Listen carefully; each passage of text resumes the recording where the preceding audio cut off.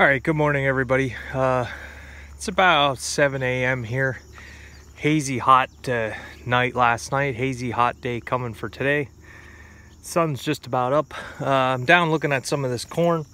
I just want to show you guys here. I'm seeing evidence for sure now that just showed up in the past couple days. If you look at that leaf right there and a lot of these bottom leaves, you'll probably see it. Evidence of denitrification from all the water, all the rain, and just being drowned out. But I'm pretty sure a lot of this, the color is kind of changed on some of the corn down here in the bottomlands here. Yeah, that would be denitrification. So at this point, it may have a negative effect on the yield. So down here in the bottom, I just can't see that with all that rain that we had, it wouldn't do that. I mean, even with stabilizer, you can use stabilizer, and it's really not going to make a difference with the amount of rainfall. And mosquitoes are bad this morning. So just looking at this, the silks are kind of turning brown. Man, these mosquitoes. So at this point, there's not a whole lot I can do. I really, there's a lot of times when I wish I had a high crop sprayer or something like that. Could go through and hit it again, but now you get up here where it wasn't as wet and you notice the leaves aren't that color.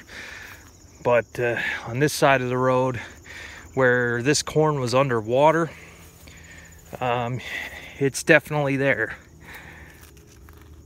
So it's just down in the bottom here. It's not all the corn on the farm. So all these little pieces of the puzzle to try to hit 200 bushel. Now with this on top of it, not having nitrogen when the corn should have it. So yeah, it's just how it's going, but it'll still give corn. We have a mess here. So I'm gonna get out of all these mosquitoes. They're eating me alive. So, all right, see you in a bit. All right, guys, welcome back. It's later in the day from that first clip. I'm trying to come up with some interesting subject matter here for the channel instead of just kind of, I'm trying to do my best to give you the day-to-day here, but I wanted to talk about the steers that I was planning on getting maybe. I'm still not sure when. I have a couple issues and I want to cover them in this video. So I had talked about this a while back. Not many people were watching at that time. I was a fairly new to YouTube. So I'm thinking here, this area here, you see that door there, and this grassy area runs all the way up there. It's not a very big patch, but I'm sure it's like a 1/4 acre better. I kind of have thoughts maybe of fencing it off around this corn crib. It's hard to see on camera actually how much grass is here. But this goes all the way around the barn and meets up with the silo. And you can't farm this because of it is rocky here and there is some wet spots. Yeah, I just stepped in one.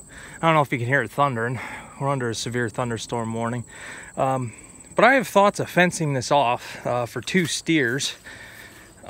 Just so I have something else mowing the grass instead of me I mean, this grass grows so fast here. This is every 3 days you can mow this right here. Putting steers in it, it's probably going to be a mud patch. But let me show you what I kind of have in mind here. And if anybody wants to comment or give me some advice, feel free. I'm behind on answering comments. I apologize, but I think I don't know. Depending on time, I can answer everybody.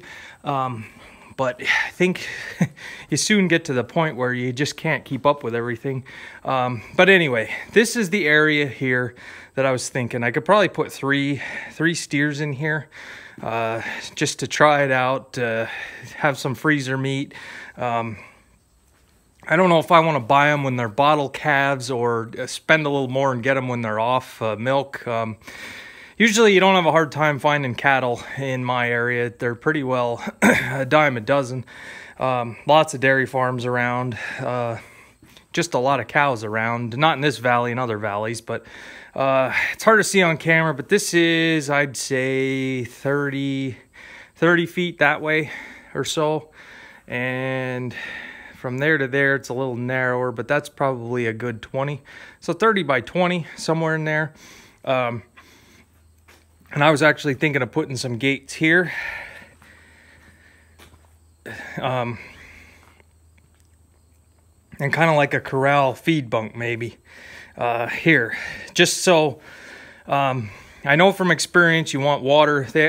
You want to put your water so they have to stick their head through, so it's not full of manure all the time. So I was thinking, I have an old cast iron bathtub, but that's not going to work in the wintertime. Trying to think here how I can do this.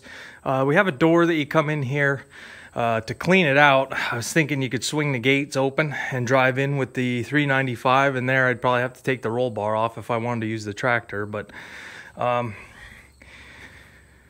so I don't know. I'm just thinking out loud here. I still don't know if we're going to get steers or not. But this was kind of the area. The other option I have, if I didn't want to go through all the trouble of making a freestall type of pen, I suppose if they're big enough, you could actually chain them in the stalls here like you would a regular dairy cow. Now, what I've seen guys do in old dairy barns for steers is their center alley, they go and cement the gutters shut, basically so the gutters are level and then just a slight pitch. They remove the stalls and then they put up like a barricade and they just let them free in this center area here. They can get water and food on the sides just like your dairy cows could. And then when you go to clean it out, you just basically scrape the center alley. So I don't know, just a couple things here. I'm getting a phone call. I'll come back with you if, well, I'll end the video there. You guys kind of see, those are kind of my two options now for any type of steers or a feeding operation here. I still think we're a long way off from that, but I don't know. We'll have to see.